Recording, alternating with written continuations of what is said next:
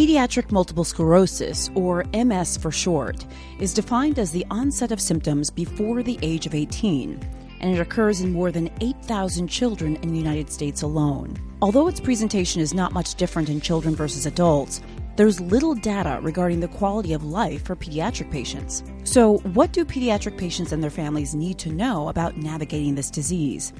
Welcome to Neurofrontiers on ReachMD. I'm Dr. Jennifer Caudle, your host, and joining me to talk about pediatric MS is Dr. Vikram Bhise, Associate Professor of Pediatrics and Neurology at Rutgers Robert Wood Johnson Medical School.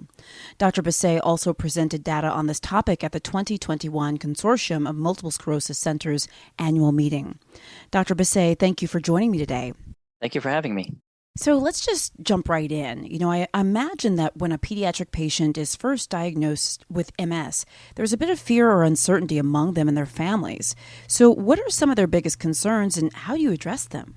You're absolutely right. And it's immediately overwhelming for patients and their families. Even just the starting point of trying to explain what multiple sclerosis is and what it means to family can take a significant amount of time. They're worried if there's going to be disability. Am I going to be in a wheelchair tomorrow?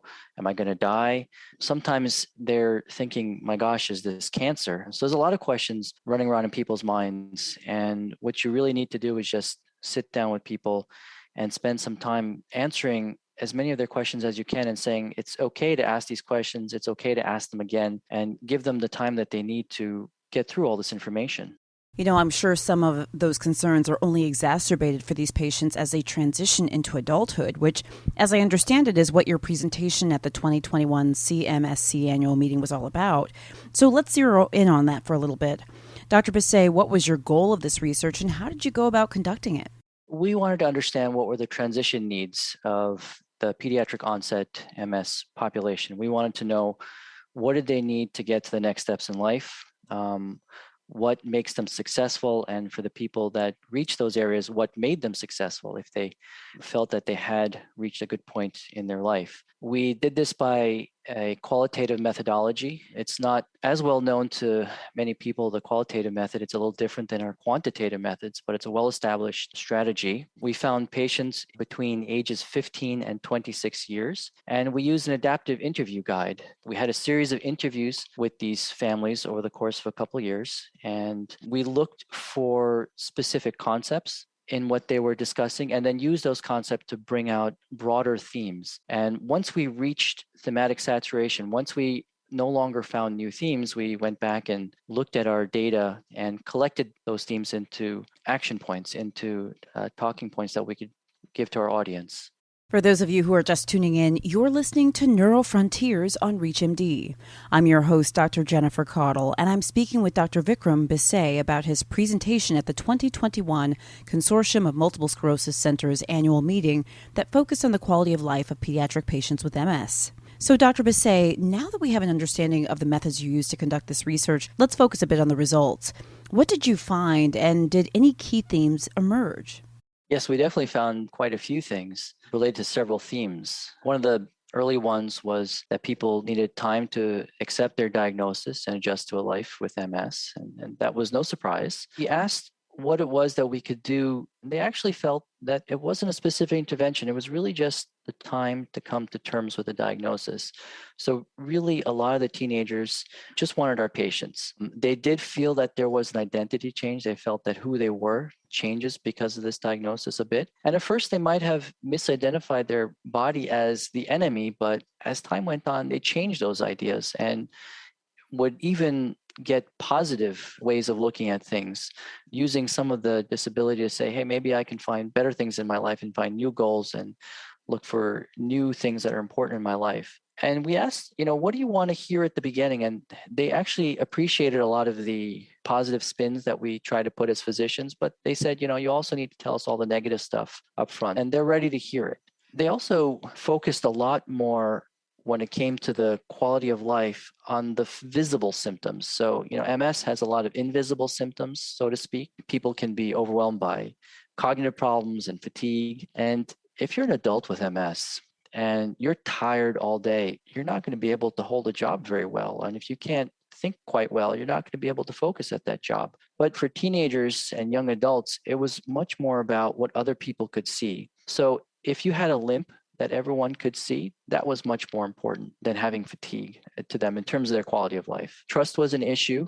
Do I tell my friends? Do I tell my employer? But people that felt that they had a lot of control in their life really felt that helped them with the motivation to develop a positive outlook. And in turn, those who had the positive outlook also felt that they had greater control in their life. So it was a back and forth there. The teenagers did have to mature early, and we tried to gauge when they were ready to hear these messages. They said if you told them about these things too early, if you tried to talk about transition and their needs too early, they weren't ready for it. But you didn't want to wait too long either. So we suspected that there's a sweet point in the middle that you could really connect with them. And one of the most striking things we found is that we weren't surprised that they didn't know everything about transition, but in fact, they didn't have any of the language they needed. They didn't know the words. They didn't know what a 504 plan was. They really had nothing about that. And what was happening was that the parents were taking a lot of the work handling that. And the kids loved it. The teenagers loved it. But in turn, it left them a little bit unprepared when they became young adults. So we learned that there was a shared responsibility there as well. And that kind of gave us a global look at the transition needs and the qualitative aspects in that. That's so interesting. I think that our listeners are going to find that to be extremely valuable. And, building on that, what are some key takeaways or calls to action then that you may want colleagues to learn from these findings?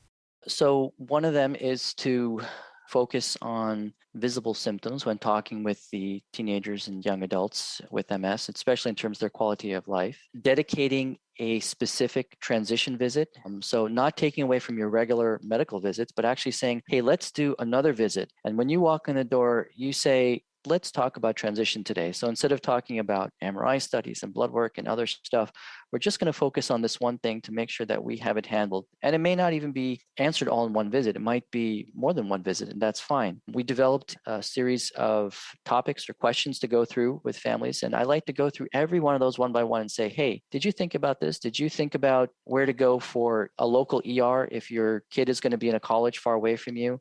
Have you spoken to the Office of Disability? Have you spoken to the Office of Finances at the new college? If you're going to go into the workforce, have you decided about whether you're going to tell your job? And then really making sure that there's a strong family support, since it was the overwhelming thing that a lot of teenagers and young adults said was critical to their success, that if they actually lacked that, double checking about that and seeing what you can do to help plan for their transition. Now, before we close, Dr. Bhise, do you have any final thoughts you want to share with our listeners on how we can better care for our patients with pediatric MS?